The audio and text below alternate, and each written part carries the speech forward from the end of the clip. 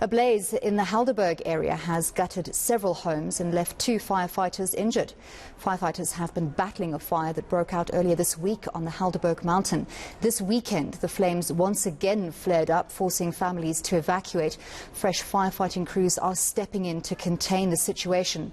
Reporter Monique Mortlock joins us now with the latest. Monique, thank you so much for tuning in to us again for another update. We know that firefighters in the area are hoping and praying that rain this afternoon as part of that second cold front will help them in their efforts to contain this blaze. Give us a bit of an update on the situation at the moment.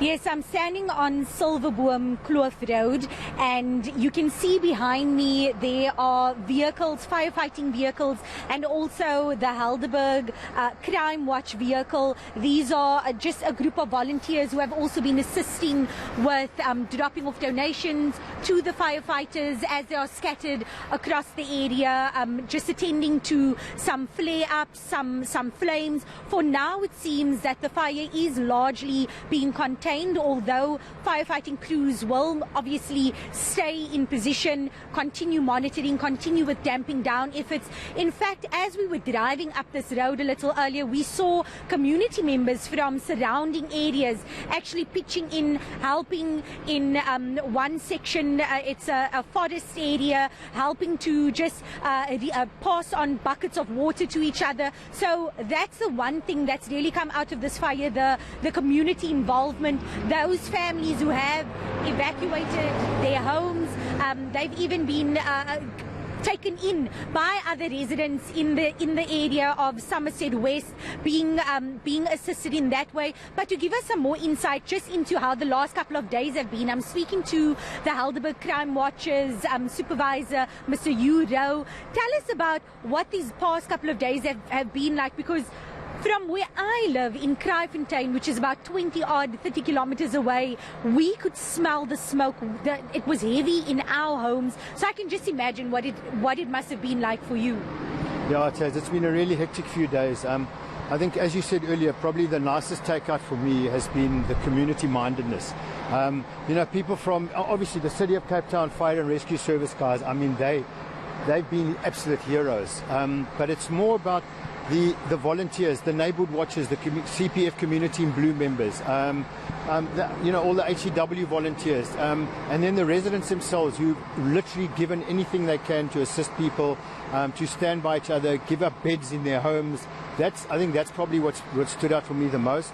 The heartbreaking stuff is obviously the loss of property and that kind of thing.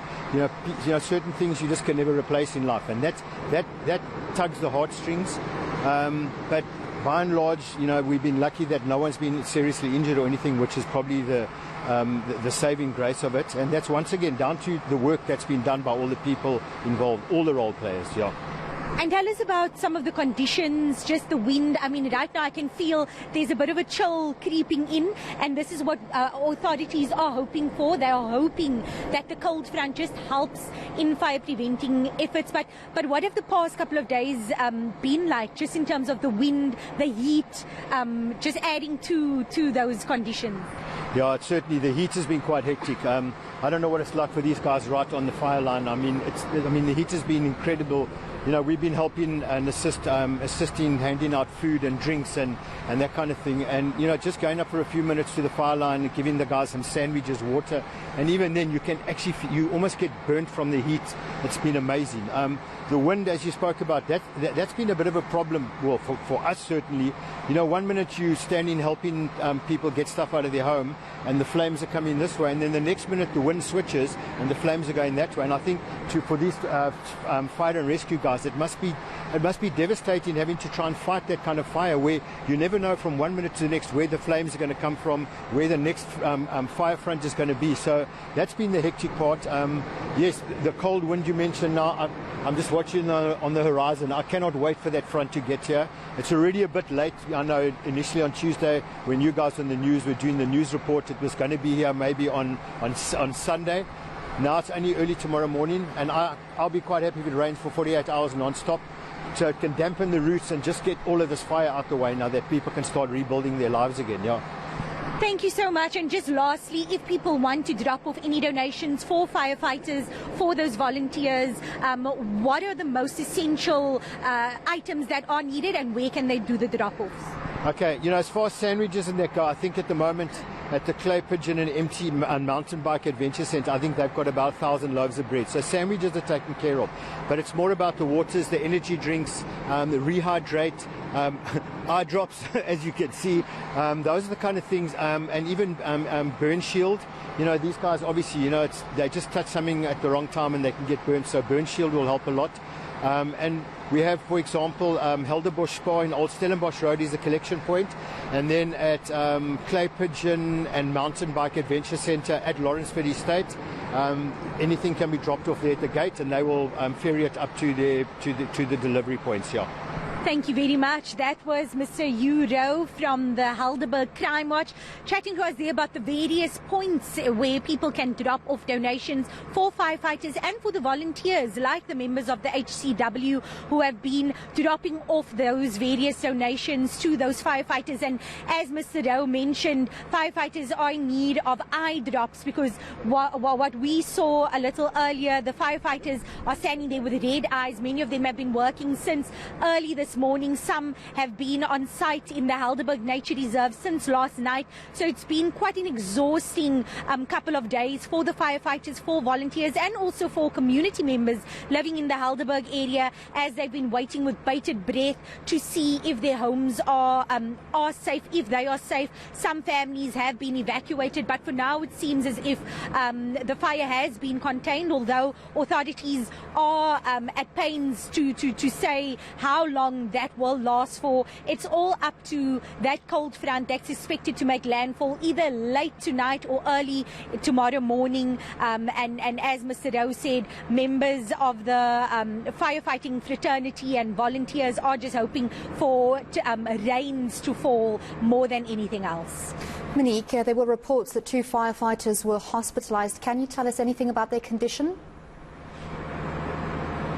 Yes, according to Disaster Management Director Colin Diner, he said that those 2 firefighters sustained mild injuries. One sustained a back injury and the other an ankle injury. So thankfully, those are for now the only injuries that have been reported. No fatalities, which is something that the firefighters, authorities are thankful for, and that they are hoping it will stay just with those 2 firefighters. But from what we've heard, those 2 are on the mend, and for now, families seem to be safe where they are.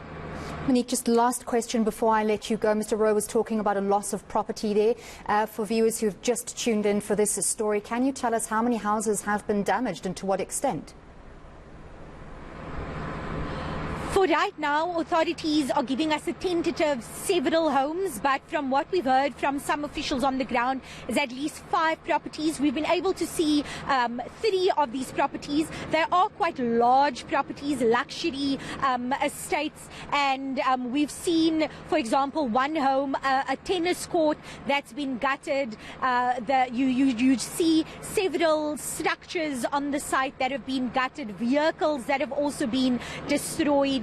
And one gentleman who was looking after a property, he says he's been working for the family who lives there for about 5 years, and he was almost in tears as he was telling us how he saw the flames getting closer and closer to the property last night, and he was trying his best to grab what he could, to grab some documents, grab some clothes, but he says he just simply didn't have enough time, and before he knew it, the entire home was engulfed in flames. And but thankfully he managed to escape physically unscathed, although he says he is exhausted. And the owners of that home, they've also been able to find some alternative accommodation. Right, thank you so much. That was reporter Monique Mortlock coming to us from the Helderberg area.